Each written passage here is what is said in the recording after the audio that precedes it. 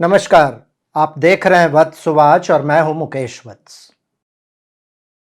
Friends, आज एक बहुत ही सीरियस इश्यू पर मैं आप लोगों को कुछ बताने जा रहा हूं। दरअसल 8 जून को, आज से 5 दिन पहले, ईमेल पर मुझे एक प्रश्न प्राप्त हुआ। प्रश्न मुझे प्राप्त होते रहते हैं कमेंट सेक्शन में, वीडियोस के, व्हाट्सएप सेक्शन में, और वेबसाइट पे भी आता है, ईमेल पे आता है।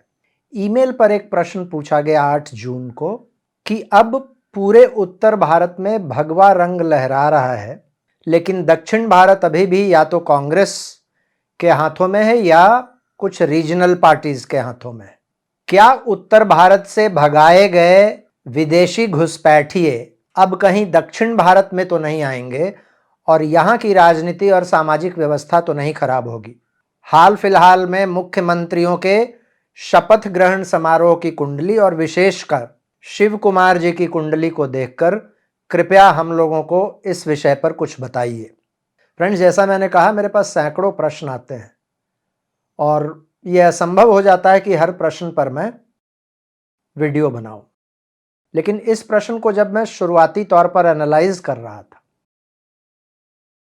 तो ये प्रश्न कुंडली मुझे नॉर्मल दिखा, लेकिन जब इन डेप्थ में गया तो मैंने देखा कि ये वाकई में बहुत ही सीरियस, प्रासंगिक, गौर करने लायक इश्यू है और एक ऐसा इश्यू है जो कि मुझे आप लोगों तक पहुंचाना चाहिए।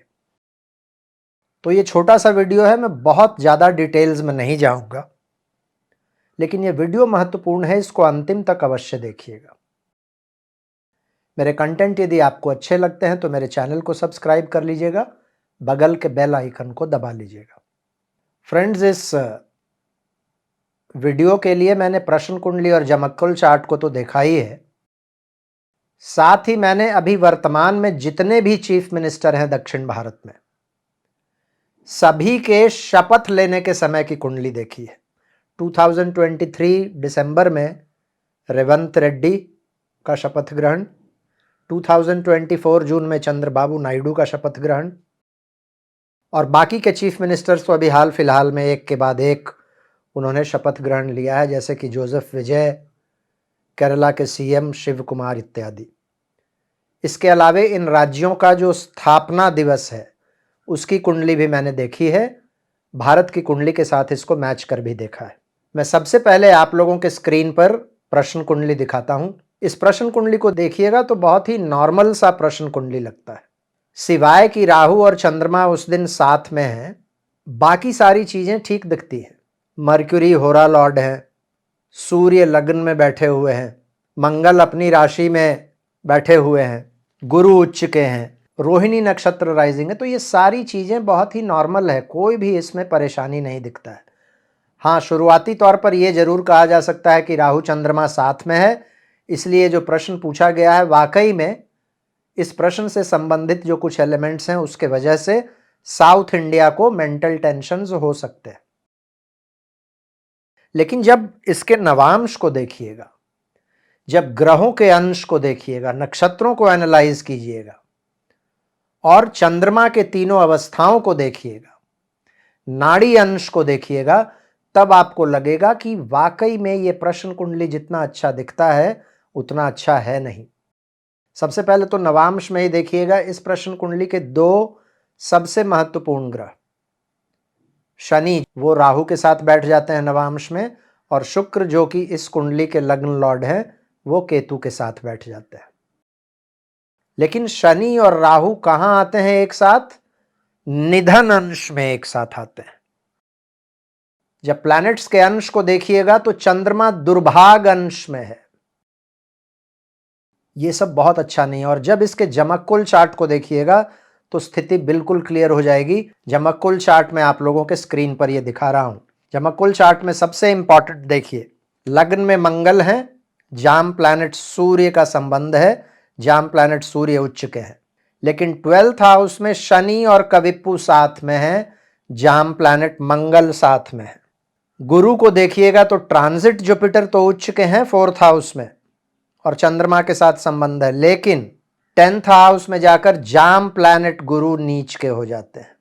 फ्रेंड्स, ये जो जमक्कुल चार्ट है ये अपनी कहानी बता रहा है। 12th हाउस में कविप्पू मतलब एग्जाइल, देश छोड़ने की बात। 12th हाउस का मतलब ऑल इज नॉट वेल। इस प्रश्न के लिए रिजल्ट्स अच्छे नहीं होंगे। दक्षिण भारत के बारे में प्रश्न पूछा गया है, वहां के लिए जो संदर्भ है प्रश्न का, परिणाम अच्छे नहीं होंगे। मंगल कविप्पू के साथ 12th हाउस में। 12th हाउस लॉसेस का होता है। मंगल का मतलब घर, मंगल का मतलब जमीन, मंगल का मतलब सिक्योरिटी, मंगल का मतलब वायलेंस, मंगल का मतलब फायर आर्म्स। स्थिति ऐसी हो सकती है कि लॉ एंड ऑर्डर खराब होगा। क्यों खराब होगा इसकी चर्चा करेंगे।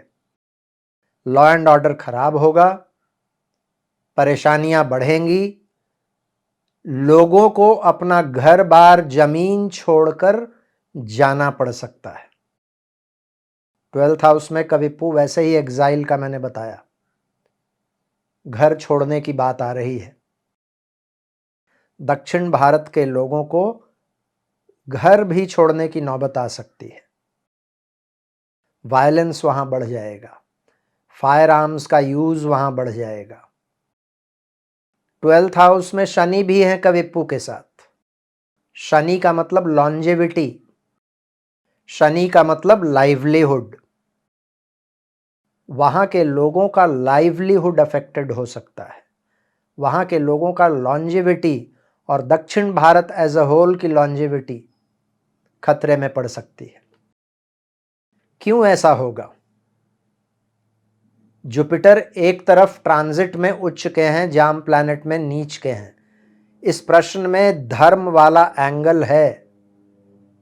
इस प्रश्न में यह पूछा गया है कि क्या उत्तर भारत से धर्म विशेष के लोग छोड़कर दक्षिण भारत में आकर बसेंगे और दक्षिण भारत में समस्याएं खड़ा करेंगे।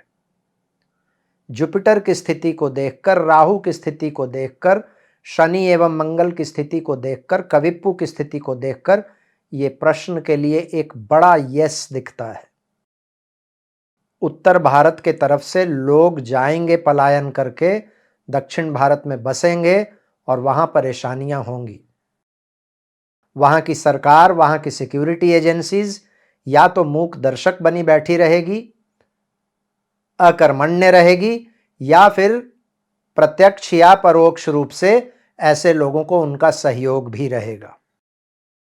और यह पूरा दक्षिण भारत के लिए प्रश्न पूछा गया है, पूरे दक्षिण भारत के लिए यह खतरा है और यह कहीं ना कहीं लॉजिकल भी लगता है।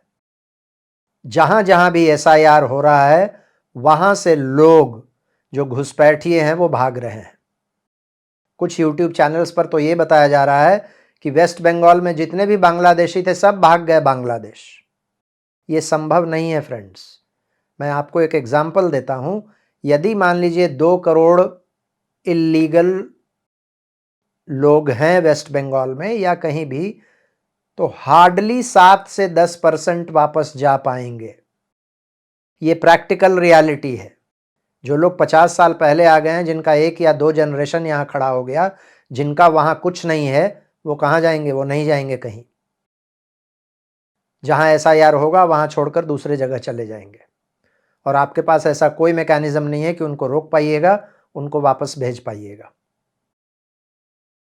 वेस्ट बंगाल से कितने लोग पार कर जाते होंगे दिन में। और अब तो बांग्लादेश की जो वहां की जो बॉर्डर सिक्योरिटी फोर्स है वो तो किसी को आने भी नहीं दे रही है। रोज दिन कुछ ना कुछ झड़प हो रहा है।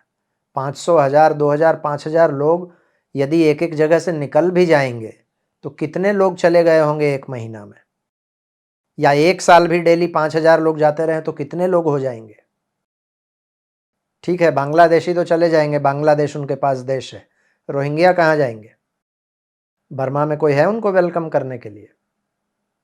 वहां तो छोड़कर उन्होंने भागा है। उनकी वहां पर बढ़िया खातिरदारी होती है। पहले इन लोगों ने बदमाशी किया, जब पिटाई होने लगा तो ये भागे वहां से सब छोड़ छाड़ कर। तो ये रोहिंग्याज कहाँ जाएंगे। और एग्जाम्पल देखिए, तमिलनाडु में, केरला में एसआईआर हो चुका है। अब अगला एसआईआर होने में शायद 15 साल 20 साल लग जाए, किसको पता है।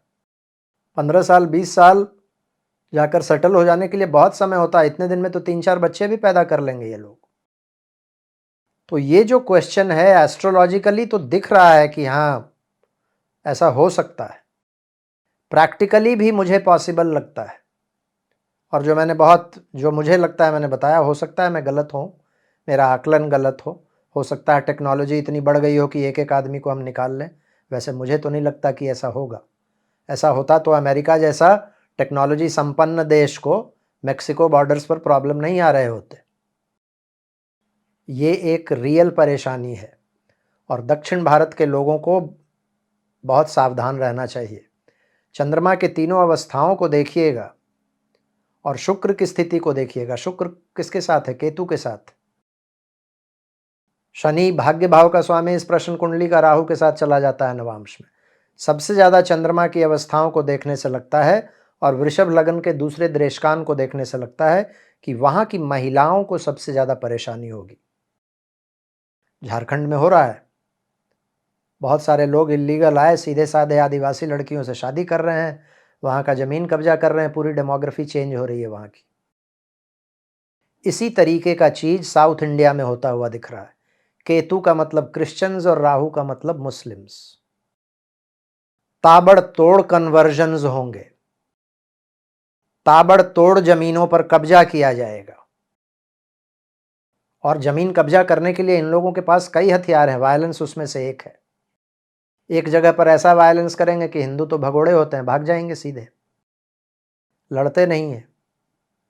एस्ट्रोलॉजर के पास जाकर कुंडली दिखाने लगते हैं, कोई उपाय बताइए कि हमारा जमीन हमको वापस मिल जाए। जमीन कोई उपाय करने से वापस मिलता तो भगवान कृष्ण अर्जुन को युद्ध लड़ने के लिए नहीं कहते ना फ्रेंड्स। 3-4 अंगूठियां पहना देते, बोलते एक हवन करवा लो तुम्हारा जमीन वापस मिल जाएगा। क्यों युद्ध हुआ? लाखों लोग मरे, हिंदुस्तान वीरों से विहीन हो गया। क्यों 6600 श्लोक उन्होंने कर्मास पे बोल दिया भगवत गीता में? सीधे अर्जुन को बोलते जमीन का विवाद है, एक मूंगा पहन लो, तुम्हारे सामने राहु केतु हैं, एक गोमेद पहन लो, अथॉरिटी बढ़ाने के लिए एक माणिक पहन लो, तुम्हारा जमीन तुमको वापस मिल जाएगा। लेकिन हम भगवत गीता को पढ़कर भी नहीं सुधरे, हम अभी भी उतने ही भाग्यवादी हैं। तो ये हालत है हम लोगों का। आप लोगों को अपने क्षत्रत्व को जगाना पड़ेगा। जो भी दक्षिण भारत के लोग हैं और इस वीडियो को देखकर चिंतित हो रहे हैं, चिंतित होने से, पलायनवादी बनने से, एस्केपिस्ट बनने से काम नहीं चलता है। एस्केपिस्ट बनने के चक्कर में ही हमने बहुत सारा कुछ गंवा दिया है। और इसी धर्म के चक्कर में बांग्लादेश अलग हो गया, पाकिस्तान अलग हो गया। भारत बनाया गया था कि यहाँ के लोग कम से कम शांति से रहेंगे, लेकिन फिर आज़ादी के 45 वर्षों के अंदर अंदर ही कश्मीर हो गया। आज भारत में कई ऐसे पॉकेट्स हैं, आप बिहार के चले जाइए, कुछ ज़िले ऐसे हैं, बंगाल के कुछ ज़िले ऐसे हैं, आसाम के कुछ ज़िले ऐसे हैं, जहाँ पर यहाँ की मेजॉरिटी कम्युनिटी दीन हो गई है, हीन हो गई है, माइनॉरिटी में आ गई है। उनके साथ रोज दिन अत्याचार होता है इस आज़ाद देश में। कश्मीरी पंडितों से जाकर पूछिए दर बदर होने का दर्द क्या होता है।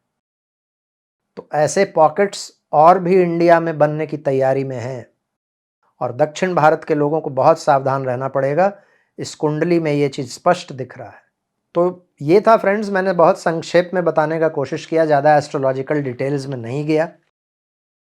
हर राज्य के स्थापना दिवस, हर चीफ मिनिस्टर का ओथ टेकिंग सेरेमनी, ये सब चीज़ डिस्कस करता तो बहुत लंबा हो जाता।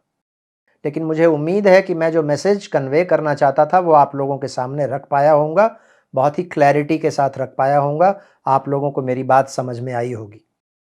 यदि ये वीडियो अच्छा लगा हो तो इसको लाइक कीजिएगा और भी मित्रों के साथ शेयर कीजिएगा। ये वीडियो अधिक से अधिक लोगों तक पहुंचे, सत्ता के लोगों तक पहुंच जाए तब तो और भी अच्छी बात है। अपना प्यार, अपना आशीर्वाद इसी तरीके से मुझ पर बनाए रखिएगा। आज मैं अपनी वाणी को यहीं विराम देना चाहूँगा। फिर से मुलाकात होगी अगले वीडियो में एक नए विषय के साथ। तब तक के लिए बहुत बहुत धन्यवाद। हर हर महादेव। भारत माता की जय।